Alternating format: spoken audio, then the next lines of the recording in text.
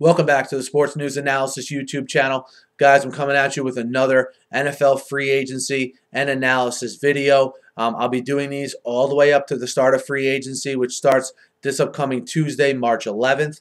Once free agency is underway, I'll be updating you on all the big signings here, right here on my channel, with analysis and opinion continuously throughout the free agent signing period. So just keep that in mind for next week. But look, we have a lot of rumors to get to analyze and for me to give you my opinion on. And we'll start with Eugene Monroe. Eugene Monroe, the prize left tackle in this market. Very rare a guy like this hits free agency, and he might, because from what you're hearing, the Ravens are no closer to a contract with him. He's going to have a gigantic market if he does hit the open market. That market expected to be led by the Dolphins, who obviously have a serious need all over the offensive line, especially at the left tackle spot. Obviously them trading away or letting Jake Long get away via free agency, I should say, last year. So look for the Dolphins to be in on Eugene Monroe if the Ravens can't get a deal done with him here in the next couple days. From the Ravens and Eugene Monroe to certainly the Arizona Cardinals, who I haven't touched much on here in the offseason. But, coming out today that they're in free agency, they'll be targeting an offensive tackle, a pass rusher, and a cornerback. I think the offensive tackle they'll be able to get, because remember, along with Monroe, you also have Jared Veldheer possibly hitting the market, and Brandon Albert, who will definitely be hitting the market as a left tackle. The pass rusher they're looking for, I think it's going to be tough to get that guy from this free agent class. I think you're going to see them spend an early draft pick. I have them drafting D Ford in the first round from Auburn in my mock draft. A guy like that at that pick number 20 overall. I don't think they'll be able to find the guy they want in free agency to fill that role. And the cornerback spot they're looking to replenish and add some depth to, I think they can find a quality guy here in free agency, certainly, to do that. And, from the Cardinals to another team I haven't touched on much here in the last week or so, and that's the Bengals.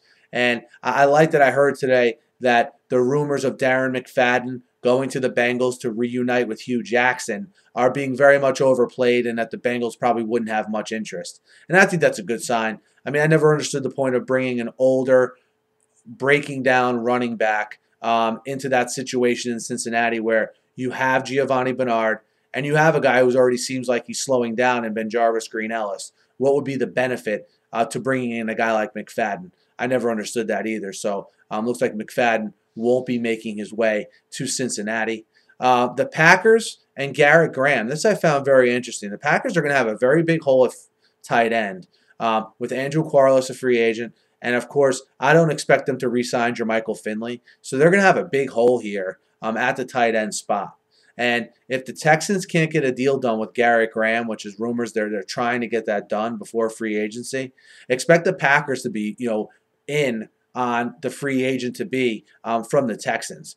Look for him to, be a fit with the Texans. I don't know how much of an inline blocker he is, but certainly as a pass-catching tight end, is he going to have the ceiling that a Jermichael Finley can have? No, absolutely not. But I think he can be a consistent, sort of threat in that passing game and give Aaron Rodgers a quality option at the tight end spot. I mentioned Andrew Quarless. The Giants are, supposedly have a lot of interest in him.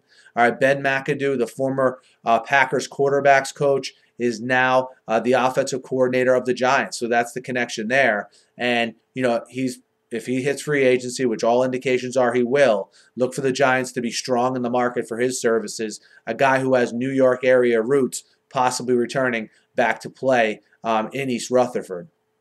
Michael Bennett is a guy, a pass rushing type, obviously, start on the Seahawks. After pretty much the Tampa Bay gave up on him, he signs a one-year deal. He was for anyone to have last year in the offseason. Signs a one-year prove-it contract with Seattle, proves it, and now he's going to cash in. And, you heard, obviously, the Seahawks will be in on his services to see if they can re-sign him. You heard the Bears, maybe he goes and reunites with his brother, Martellus Bennett. The Jaguars are a team that I wanted to mention. I heard linked to him, and he fits in a couple ways. Number one, his defensive line coach from Tampa Bay, who he has a lot of respect for, now works for the Jaguars under Gus Bradley. And, of course, there's connection with Gus Bradley being the defensive coordinator, 2 years ago in Seattle. Bennett not playing for Bradley, but playing essentially in that same defense this year. So a lot of connections there. I think in order for the Jaguars to lure a guy like Bennett, their offer would probably have to be a little bit higher than maybe another team. But they have a ton of cap space. And, if they can land a guy like Bennett, okay, and land a guy like Zane Beadles, another guy who they seem to be in on here from an offensive line standpoint, they develop some credibility with bringing in some good players.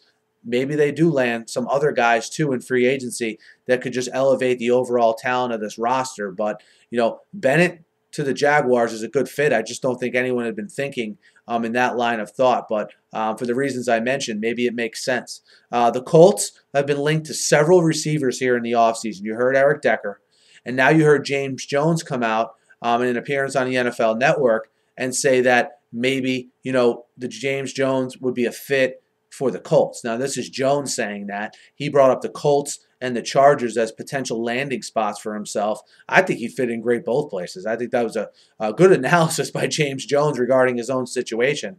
I think he's an upgrade, certainly, on Darius Hayward-Bay, who they had opposite of T.Y. Hilton. Do the Colts want to go the free agent route again, or they want to hit the draft? And the Chargers, look, they hit on Keenan Allen and got lucky last year because they got the injury to Denario Alexander, which could have really hurt them. They hit on Keenan Allen. They have a solid slot guy in Eddie Royal. And I think, again, James Jones could be a solid guy there for Phillip Rivers as they replenish the weapons around him. So James Jones, the Colts, and the Chargers. Watch how that unfolds here during free agency. A couple more here, guys. Deshaun Jackson. With the signings of Macklin and Riley Cooper, there's some thinking maybe Deshaun Jackson is on the outs in Philadelphia. You had some of the insiders for the Eagles sort of shoot down those reports today, and I wouldn't think at all. Why would the Eagles want to get rid of Deshaun Jackson? To me, the value of Riley Cooper and Jeremy Macklin severely goes down if they don't have Deshaun Jackson playing opposite of them. To me, that's part of the value, okay, that Deshaun Jackson brings, is he makes those other guys better by drawing the coverages.